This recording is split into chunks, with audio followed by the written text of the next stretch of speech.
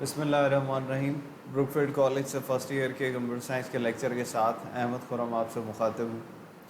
SDLC की आखिरी phase पे हम पहुँच चुके हुए थे सिस्टम डेवलपमेंट लाइफ साइकिल की, और आखिरी फ़ेज़ जो है वो बहुत डिटेल में डिस्कस नहीं की गई है किताब में, लेकिन मैं इसका कुछ हवाला ज़रूर देता चलूँगा। फिर हमने नेक्स्ट चैप्टर की तरफ चलना है। चैप्टर हमारा यहाँ पे जो है वो एंड हो रहा है।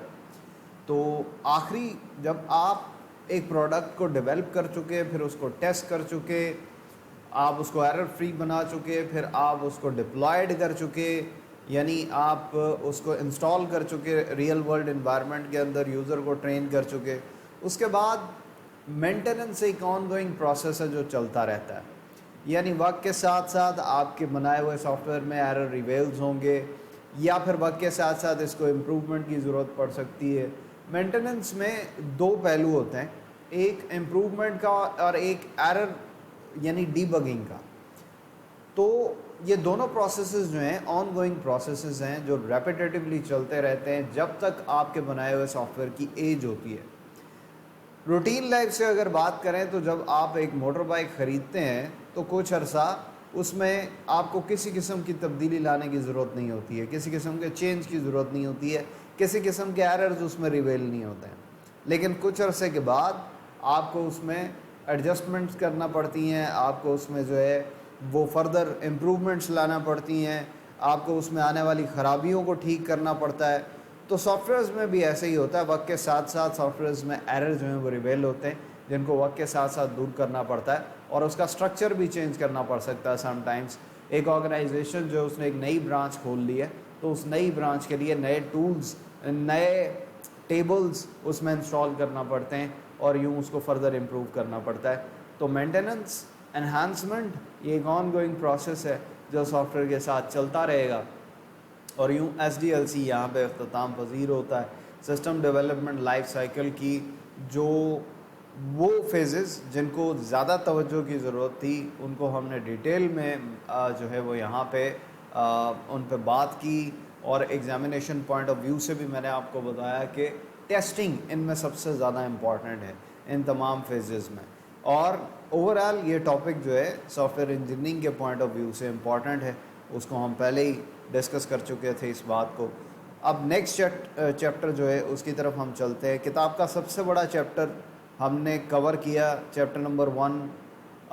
ना सिर्फ वेटेज के लिहाज से बल्कि पेपर वेटेज के लिहाज से भी आपकी बुक का सबसे बड़ा चैप्टर ये था।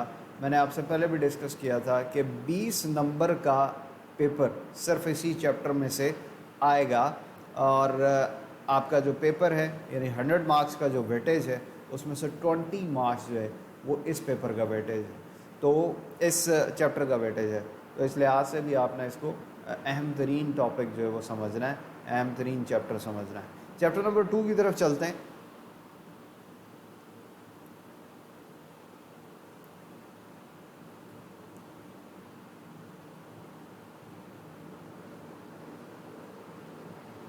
एक्सरसाइज इस किताब के हर चैप्टर के आखिर में मौजूद है, आपने उसको ज़रूर देखना है। एक्सरसाइज में शॉर्ट क्वेश्चंस भी हैं, एमसीक्यूज़ भी हैं, लॉन्ग क्वेश्चंस भी हैं, तो ज़रूर अपने आप को टेस्ट कीजिएगा इस एक्सरसाइज की बेस पे, ताकि आपको पता चले कि आप में कितनी इम्प्रूवमेंट आई है, आपने कितना सीखा है इस चैप्टर के अंदर। Chapter number 2, information networks. हम एक मुकम्मल तौर पे एक डिफरेंट टॉपिक की तरफ जा रहे हैं इस चैप्टर के अंदर। जैसे कि इसके नाम से ज़ाहिर है, हम डाटा कम्युनिकेशन की बात करेंगे, इंफॉर्मेशन नेटवर्क्स की बात करेंगे। आप अपने रोज़मर्रा ज़िंदगी में अपने अतराफ़ में फैले हुए नेटवर्क्स को इस्तेमाल तो करते हैं, और लेकिन किस तरह से ये नेटवर्क्स में वो काम कर रहे हैं, किस तरह से कनेक्टेड हैं, किस तरह से डाटा एक जगह से दूसरी जगह कैरी करते हैं, ये तमाम बातें हम इस चैप्टर के अंदर डिस्कस करेंगे। नेटवर्क्स बनाने के एडवांटेजेस क्या होते हैं, क्या तब्दीलियाँ आई हैं इन नेटवर्क से, इंफॉर्मेशन नेटवर्क से पूरी दुनिया के अंदर, क्या फैसिलिटीज़ ये हमें दे रहे हैं, ये बातें भी ज़ेर बहस आएंगी इस चैप्टर के अंदर। चाहे देखिए, जब हम डाटा कम्युनिकेशन की बात कर रहे हैं या हम इंफॉर्मेशन नेटवर्क्स की बात कर रहे हैं, तो आप अपने दिमाग को ब्रॉड रखेंगे, यानी आप इसको सिर्फ कंप्यूटर्स के नेटवर्क तक ही जो है वो नहीं समझेंगे, बल्कि आप मोबाइल फ़ोन नेटवर्क्स भी इस्तेमाल कर रहे हैं जिसको हम सेलुलर नेटवर्क्स कहते हैं, वो किस तरह से ऑपरेट होते हैं, फैक्स मशीन्स किस तरह से फैक्सिंग करती हैं, ये तमाम किस्म के नेटवर्क्स जो आप रूटीन लाइफ में अपनी इस्तेमाल कर रहे हैं उनको हम इस चैप्टर के अंदर ज़ेर बहस लाएंगे, उन पर ओवरऑल हम बात करेंगे। तो चैप्टर नंबर 2 इंफॉर्मेशन नेटवर्क, सबसे पहला सवाल कहता है व्हाट इज़ इंफॉर्मेशन नेटवर्क या कंप्यूटर नेटवर्क और एक्सप्लेन इट्स यूजेस। सबसे पहली बात तो ये कि कंप्यूटर नेटवर्क या इंफॉर्मेशन नेटवर्क जो है वो क्या होता है। हम कहते हैं कि when two or more computers are connected with each other for the sake of data sharing and resource sharing, that is called a computer network। जब दो या दो से ज़्यादा कंप्यूटर्स को एक दूसरे के साथ using some kind of communication media connect कर दिया जाता है। कम्युनिकेशन मीडिया जो है वो गाइडेड भी हो सकता है। देखें, जब दो कंप्यूटर्स को आपने आपस में कनेक्ट करना है तो उन दोनों के दरमियान में डाटा कैरी करने के लिए डेफिनेटली आपको कैरियर चाहिए, कोई ऐसा मीडियम चाहिए जिस पे आप डाटा एक कंप्यूटर से दूसरे कंप्यूटर तक ट्रांसफ़र कर सकें। और आप अपनी रूटीन मर्रा ज़िंदगी में देखते हैं कि आपके जो नेटवर्क्स हैं वो वायर्ड भी होते हैं और अनवायर्ड यानी अनगाइडेड भी होते हैं। यानी वायर के ज़रिए भी एक कंप्यूटर से दूसरे कंप्यूटर तक डाटा पहुंचाया जाता है और बिना वायर के भी एक कंप्यूटर से दूसरे कंप्यूटर तक डाटा पहुंचाया जाता है। कैसे पहुंचाया जाता है हम इसको इंशाल्लाह तीसरे चैप्टर में डिटेल में डिस्कस करेंगे। डाटा कम्युनिकेशन भी इसी से रिलेटेड है, यानी थर्ड चैप्टर, उसमें हम मीडियाज़ पे बड़ी डिटेल में गुफ्तगू करने वाले हैं। लेकिन कैरियर तो होना चाहिए ना। जब आप दो कंप्यूटर्स को आपस में कनेक्ट करने की बात करते हैं तो एक कंप्यूटर से दूसरे कंप्यूटर तक डाटा ले जाने के लिए चाहे वो वायर हो या वेव हो, कैरियर तो होना चाहिए। तो इसलिए हम कहते हैं कि जब दो या दो से ज़्यादा कंप्यूटर्स को हम using some kind of media एक दूसरे के साथ कनेक्ट कर दें ताकि वो डाटा शेयरिंग कर सकें और रिसोर्स शेयरिंग भी कर सकें। अच्छा, रिसोर्स शेयरिंग जो है, आपके जहन में ये सवाल आया होगा कि रिसोर्सेज से क्या मुराद है। रिसोर्सेज से मुराद है हार्डवेयर रिसोर्सेज। एक छोटे नेटवर्क में, एक लोकल एरिया नेटवर्क में, यानी एक छोटे पैमाने के नेटवर्क में 10, 15, 20, 30 कंप्यूटर्स का एक नेटवर्क जो एक ही कमरे या एक ही हॉल रूम में बनाया जाए, उसमें आप, या इवन एक बिल्डिंग में, तो उसमें आप जो है वो हार्डवेयर रिसोर्सेज भी कंप्यूटर के शेयर करवा सकते हैं। मिसाल के तौर पे आपके पास एक प्रिंटर है तो आप तमाम 10, 15, 20 कंप्यूटर से उस एक प्रिंटर को जो है वो प्रिंटिंग कमांड्स दे सकते हैं। ऐसा तभी मुमकिन है जब आपके पास एक लोकल एरिया नेटवर्क होगा। आप स्कैनर एक यूटिलाइज़ करवा सकते हैं, इवन आप एक हार्ड डिस्क यूटिलाइज़ करवा सकते हैं 3, 4, 5 कंप्यूटर्स के लिए, ठीक है। तो ऐसा भी मुमकिन है। तो बात करने का मकसद ये है कि जो रिसोर्सेज हैं उनकी शेयरिंग, हार्डवेयर रिसोर्सेज की शेयरिंग जो है वो लोकल एरिया नेटवर्क्स में मुमकिन होती है। लेकिन हार्डवेयर जो कंपोनेंट्स हैं, हार्डवेयर रिसोर्सेज हैं, उनकी शेयरिंग वाइड एरिया नेटवर्क में मुश्किल होती चली जाती है। वाइड एरिया नेटवर्क्स में आप डाटा शेयर कर सकते हैं, आप जो है वो सॉफ्टवेयर रिसोर्सेज को शेयर कर सकते हैं, तो वो शेयरिंग जो है उस तरफ चली जाती है। अब कनेक्ट करने का मकसद तो यही होता है, नेटवर्क बनाने का, कंप्यूटर्स का नेटवर्क बनाने का मकसद यही होता है कि आप डाटा और रिसोर्सेज को एक दूसरे के साथ शेयर कर सकें और यूँ आपकी जो कम्युनिकेशन पार है, जो प्रोसेसिंग पार है, वो भी बढ़े, आपके काम में आसानी हो, ज़्यादा लोग डाटा को फैच कर सकें, एक साथ इस्तेमाल कर सकें। तो ये मकासद होते हैं आमतौर पर कंप्यूटर नेटवर्क बनाने के। आमतौर पे आप देखें कि अगर आपने कभी इंटरनेट कैफ़े का विज़िट किया है तो इंटरनेट कैफ़े पे आप देखते हैं कि आम तौर पे जितने भी कंप्यूटर्स वहाँ मौजूद होते हैं वो सब सेम डाटा शेयर कर रहे होते हैं और वो सर्वर से होता है। और आमतौर पे सर्वर जो है वो ओनर ने अपने सामने रखा हुआ होता है। इस चैप्टर में हम ये भी बात करेंगे कि सर्वर कंप्यूटर क्या होता है और वहाँ से डाटा शेयरिंग जो है वो कैसे होती है। लेकिन आमतौर पे मैं आपको बताना ये चाह रहा था कि जितने भी क्लाइंट कंप्यूटर्स होते हैं, यानी आप जिन सिस्टम्स पे जाके बैठते हैं, वो डाटा जो आपको नज़र आ रहा होता है वो आम तौर पे लिया जा रहा होता है सर्वर कंप्यूटर से, और उस अपने कंप्यूटर का वो उस पर डाटा जो है वो कम होता है। ज़्यादातर डाटा वो सर्वर से ले रहा होता है और इसलिए अगर सर्वर कंप्यूटर जो है वो शट डाउन हो जाए या वो बंद हो जाए तो आप उस डाटा को एक्सेस नहीं कर पा रहे होते हैं। खैर, इस पर हम डिटेल में बात करेंगे, लेकिन बात करने का मकसद ये है कि इन्फॉर्मेशन नेटवर्क्स बनाने का मकसद होता है डाटा शेयरिंग। और इसने हमारी ज़िंदगी में एक बहुत बड़ा चेंज लाया है basically. An information network is a set of two or more computers connected together to share information and resources। मैंने कहा हार्डवेयर रिसोर्सेज भी शेयर हो सकते हैं, लेकिन आमतौर पे hardware resources local area networks यानी छोटे पैमाने के नेटवर्क्स में शेयर होते हैं। The information networks uses two important technologies. These are computing and telecommunication। ज़ाहिर है आपको दो important technologies की ज़रूरत है नेटवर्क के प्रॉपर काम करने के लिए। कंप्यूटिंग यानी डेफिनेटली आपको कंप्यूटर या कंप्यूटर लाइक डिवाइसेस चाहिए, जैसे स्मार्टफोन्स आप उसकी जगह पे इस्तेमाल कर सकते हैं, ठीक है। और कंप्यूटर्स में बहुत सारी कैटेगरीज़ हैं, उसमें टैबलेट पीसीज भी आ जाते हैं, उसमें लैपटॉप्स भी आ जाते हैं, ठीक है जी, डेस्कटॉप कंप्यूटर्स एट्सेट्रा एट्सेट्रा। तो आपको एक तो कंप्यूटर्स चाहिए, दूसरा टेलीकम्युनिकेशंस आपको चाहिए। टेलीकम्युनिकेशन यानी आप वही बात दोबारा के डाटा को कैरी करने की फैसिलिटी होनी चाहिए, कैसे डाटा एक जगह से दूसरी जगह जो है वो कम्युनिकेट किया जाएगा। तो दोनों ये आपको जो टेक्नोलॉजीज़ हैं उनका सहारा लेना पड़ेगा एक नेटवर्क को डेवलप करने के लिए। Telecommunication is the process of transferring information over distance through radio waves and optical signals etcetera. तो टेलीकम्युनिकेशन से वो कहता है मुराद ये है कि एक डिस्टेंट प्लेस पे डाटा को भेजना, और वो चाहे रेडियो वेव्स के ज़रिए से हो या फिर वो केबल के ज़रिए से हो, जो भी आप टेक्नोलॉजी इस्तेमाल कर रहे हैं उसके लिए। तो कहते the computer in a network are connected with one another through cable, satellite, phone lines. तो चैप्टर नंबर 3 में हम इन टेक्नोलॉजीज़ को डिटेल में डिस्कस करेंगे। केबल से भी कनेक्टेड हो सकते हैं, सैटेलाइट से भी हो सकते हैं, फ़ोन लाइन से भी आपके कंप्यूटर्स जो हैं वो एक दूसरे के साथ कनेक्ट किए जा सकते हैं। बेनिफिट्स क्या हो जाते हैं नेटवर्क को बनाने के, कंप्यूटर नेटवर्क्स को बनाने के?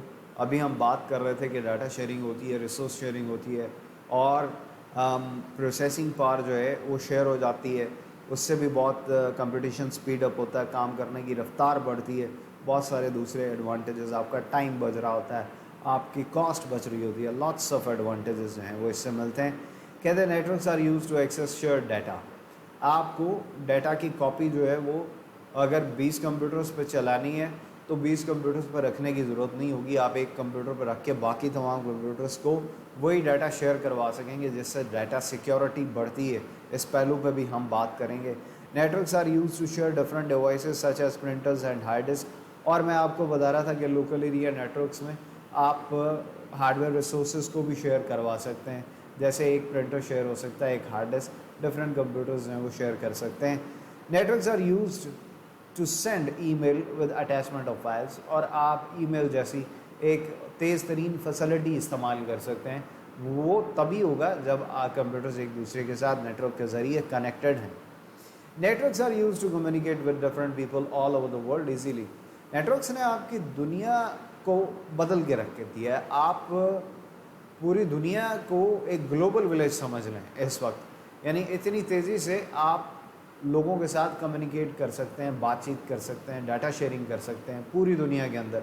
आप देखें कि इंटरनेट के ज़रिए से पूरी दुनिया कितनी दूरी पे है आपसे, तो ये बहुत बड़ी फैसिलिटी। और कहते हैं one copy of software can be shared over a network bye multiple users. और एक सॉफ्टवेयर की कॉपी को बहुत सारे लोग जो हैं वो शेयर कर सकते हैं एक नेटवर्क के ऊपर। जैसे बैंक अल्फला की एप्लीकेशन एक है और वो उसके सर्वर पर पड़ी हुई है, लेकिन बैंक अल्फला के तमाम ब्रांचेस के अंदर उस एप्लीकेशन की कॉपी रन हो रही है, ठीक है जी, उससे काम किया जा रहा है उस कॉपी से। इस तरह से और बहुत सारी एग्जांपल्स हैं इस चीज़ की। तो ये पहला हमारा शॉर्ट क्वेश्चन जो है वो यहाँ पे वाइंड अप होता है। उसके बाद वो पूछता है right a short note on work group computing and groupware. Work group computing और ग्रुपवेयर जो है वो क्या होता है? वैसे तो ये कोई इतना अहम टॉपिक नहीं है, कोई इतना इम्पॉर्टेंट सवाल नहीं है और स्किप कर देना चाहिए, लेकिन फिर भी मैं आपको थोड़ा सा उसका आइडिया देता चलूँ। वर्क ग्रुप कहते हैं कि batch of people, bunch of people working on a similar task. उन लोगों का ग्रुप जो एक ही तरह की जॉब पे काम कर रहे हो, एक ही तरह का काम कर रहे हो। यानी अकाउंटेंट्स एक वर्क ग्रुप है, टीचर्स एक वर्क ग्रुप है, मैनेजर्स एक वर्क ग्रुप है, जो एक ही तरह के टास्क में इन्वॉल्व हों उसको हम वर्क ग्रुप कहते हैं। और जहाँ तक ग्रुपवेयर की बात है तो वो सॉफ्टवेयर जो एक वर्क ग्रुप को फैसिलिटेट करने के लिए बनाया जाए। अकाउंटेंट्स के लिए, ताकि वो एक दूसरे के साथ, एक कंपनी के अगर 10 अकाउंटेंट्स हैं तो वो एक दूसरे के साथ अपने अकाउंट्स का डाटा शेयर कर सकें और ट्रांजैक्शंस कर सकें। उसके लिए अगर कोई सॉफ्टवेयर बना दिया जाता है तो वो ग्रुप वेयर कहलाएगा, क्योंकि वो एक स्पेसिफिक ग्रुप के लिए बनाया गया है, बाकी लोग उसमें इन्वॉल्व नहीं हो सकते, तो उसको ग्रुप वेयर कहा जाएगा। ठीक है, तो ये छोटी सी टर्म्स हैं, इनको आपने देख लेना है, यहाँ से रीड आउट कर लेना है। बुनियादी तौर पे वही चीज़ लिखी हुई है जो मैंने आपको बताई। ना वो कहते हैं what is terminal computer and server computer. ये बात इंपॉर्टेंट है, टर्मिनल कंप्यूटर क्या है और सर्वर कंप्यूटर क्या है। पहली बात तो ये कि टर्मिनल हम हर उस कंप्यूटर को कहते हैं that is acting as a part of a network. हर वो कंप्यूटर जो नेटवर्क का हिस्सा होगा, यानी उस इंटरकनेक्शन का हिस्सा होगा, हमने कंप्यूटर्स को एक दूसरे के साथ कनेक्ट किया हुआ ताकि वो डाटा शेयर कर सकें, रिसोर्सेज शेयर कर सकें, तो उस कनेक्टिविटी का जितनी भी डिवाइसेस हिस्सा हैं वो टर्मिनल्स हैं। मेरा लैपटॉप अगर उस नेटवर्क से कनेक्टेड है तो now it's a terminal computer, ये टर्मिनल कंप्यूटर है। अच्छा, टर्मिनल कंप्यूटर वो डिफरेंट एग्जाम के हो सकते हैं, यानी कोई ज़्यादा पावरफुल कंप्यूटर हो सकता है, कोई लेस पावरफुल कंप्यूटर हो सकता है, ठीक है, छोटा बड़ा कंप्यूटर हो सकता है। तो लेकिन नेटवर्क का अगर हिस्सा होंगे समहाउ तो उसको हम टर्मिनल कंप्यूटर कहेंगे, यानी सर्वर और क्लाइंट दोनों इसमें शामिल हैं। आगे जाके हम बात करते हैं सर्वर कंप्यूटर क्या है और क्लाइंट कंप्यूटर क्या है, लेकिन यहाँ पे आपने सिर्फ इतना समझना है कि every computer that is a part of communication in a network, तो उसको हम क्या कहेंगे, उसको टर्मिनल कंप्यूटर कहेंगे। Every computer that is part of a network is called terminal computer और नोड। उसके लिए नोड की टर्म भी इस्तेमाल होती है। तो different users using different terminal computers can share information and send और receive data from one terminal to another. तो क्योंकि ये एक दूसरे के साथ कनेक्टेड होते हैं और प्रॉपर कम्युनिकेशन हो रही होती है, तो ये एक दूसरे के साथ जितने भी टर्मिनल कंप्यूटर्स होते हैं एक नेटवर्क पे डाटा शेयरिंग कर सकते हैं, डाटा सेंड कर सकते हैं, रिसीव कर सकते हैं। सर्वर कंप्यूटर क्या होता है, इसके निस्बत सर्वर कंप्यूटर जो है, सर्वर कंप्यूटर नेटवर्क का वो कंप्यूटर है जो रिसोर्सेज शेयर करने के लिए जो है उसको लगाया जाता है, यानी उस पर हम रिसोर्सेज को रख देंगे, वो शेयर करेगा दूसरे कंप्यूटर्स के साथ। यानी आप यूँ समझें कि बाकी कंप्यूटर्स नेटवर्क्स में लगे हुए कंप्यूटर्स में से वो कंप्यूटर जिस पे हमने वो डाटा रख दिया है जो बाकी कंप्यूटर्स एक्सेस करेंगे उससे, ठीक है। यानी ये ज़्यादा पावरफुल कंप्यूटर होता है, इसकी प्रोसेसिंग पावर भी आमतौर पे बाकी कंप्यूटर्स की निस्बत जो है वो बेहतर रखी जाती है, इसकी स्टोरेज कैपेसिटी भी बाकी कंप्यूटर्स की निस्बत जो है वो बेहतर होती है, क्योंकि इससे डाटा जो है वो बाकी कंप्यूटर्स ने एक्सेस करना होता है। तो ये एक टीम लीडर के तौर पे काम करता है, यूँ समझें। तो जैसे अभी मैं बात कर रहा था कि इंटरनेट कैफ़े के आमतौर पे जो ऑनर के सामने पड़ा होता है कंप्यूटर, वहाँ से डाटा शेयर हो रहा होता है बाकी तमाम कंप्यूटर्स पे, मीडिया से डाटा शेयर हो रहा होता है, कैरियर से डाटा शेयर हो रहा होता है। इसकी मिसाल मैं आपको यूँ भी देता हूँ, जैसे नादरा का जो सर्वर कंप्यूटर है, पूरी दुनिया में पूरे पाकिस्तान में नादरा की ब्रांचेस जो हैं वो काम कर रही हैं और वो सब एक ही सेंट्रल सर्वर पर डाटा अपडेट करती हैं और वहीं से डाटा एक्सेस करती हैं। यानी जब वो डाटा सेव करते हैं तो वो जाके बेसिकली इंटरनेट के ज़रिए एक सर्वर कंप्यूटर पे सेव होता है। इसीलिए तो आप अपना जो नादरा आइडेंटिफिकेशन सिस्टम है वो यहाँ बनवा रहे हैं रहीम यार खान में, लेकिन आप कराची भी जाके वो नादरा से वो डाटा एक्सेस कर सकते हैं, कराची वाली ब्रांच से भी वो डाटा देख सकते हैं। इसलिए कि ये इनके लोकल कंप्यूटर पे स्टोर नहीं हुआ, बल्कि जैसे ही इन्होंने सेव किया था तो वो सेंट्रल सर्वर पे स्टोर हो गया, ठीक है। और वहाँ से फिर कराची की ब्रांच भी, क्योंकि उसी से इंटरनेट के ज़रिए कनेक्टेड थी, तो वो एक्सेस कर रहे हैं। तो वो जो सेंट्रल सर्वर के तौर पे काम कर रहा है, असल में डाटा अपडेट उस पर हो रहा है, सेव उस पर हो रहा है, बाकी तमाम कंप्यूटर जो हैं उससे एक्सेस कर रहे हैं डाटा को, ठीक है। तो सर्वर कंप्यूटर जो है ये सर्व करने से निकला है, यानी बेसिकली ये सर्व करता है बाकी कंप्यूटर्स को, इसलिए इसका ज़्यादा पावरफुल होना और कम्युनिकेशन में हर वक्त मौजूद होना जो है वो ज़रूरी है। इस पर फर्दर हम बात करेंगे आगे, हम क्लाइंट सर्वर मॉडल पे भी बात करने जा रहे हैं। कहता है कि a server computer in a computer network is used as a central computer. तो ये सब के लिए एक सेंट्रल इंटरफेस के तौर पर काम कर रहा होता है, सब इससे डाटा एक्सेस कर रहे होते हैं आमतौर पे। It controls other computers in the network. तो इस सारी जो एक्सेस है, डाटा एक्सेस, वो इसी ने कंट्रोल करनी होती है। किसी कंप्यूटर को एक्सेस देनी है, नहीं देनी है, तो वो सारा सिस्टम जो है वो यही कंट्रोल कर रहा होता है। Server computer is most powerful computer than terminals. बाकी टर्मिनल्स की निस्बत ये क्या होता है, ज़्यादा पावरफुल कंप्यूटर होता है। ठीक है, तो यहाँ से आगे इंशाल्लाह बात को शुरू करेंगे। एक इम्पॉर्टेंट लॉन्ग क्वेश्चन हम कल डिस्कस करने जाएंगे, वो है नेटवर्क मॉडल्स। तो कल इंशाल्लाह उस पर बात करेंगे। अपने सवालात मुझ तक पहुँचाइएगा। याद रखिएगा चैप्टर नंबर 2 से भी लॉन्ग क्वेश्चन आता है। मैंने पेपर पैटर्न आपको बताया था कि आपके पेपर में 3 लॉन्ग क्वेश्चंस जो है वो आते हैं, यानी अटैम्प्ट करने के लिए। वैसे तो 5 होते हैं, लेकिन आपने 3 अटैम्प्ट करने होते हैं। तो वो जो 5 लॉन्ग क्वेश्चन है वो 8 नंबर का एक क्वेश्चन होता है। और chapter number 1, chapter number 2, chapter number 3, फिर 5 और 6, इन चैप्टर से एक एक लॉन्ग क्वेश्चन शामिल किया जाता है। इसका मतलब ये है कि चैप्टर नंबर 2 से भी एक लॉन्ग क्वेश्चन जो है वो पेपर का हिस्सा होगा। शॉर्ट और एमसीक्यूज तो होंगे ही, तो लॉन्ग क्वेश्चन भी यहाँ से पेपर का हिस्सा होगा। बाकी सवालात मुझ तक पहुँचाइएगा, कोई इशू हो तो ज़रूर बताइएगा। अपना ख्याल रखिएगा। अल्लाह हाफ़िज़।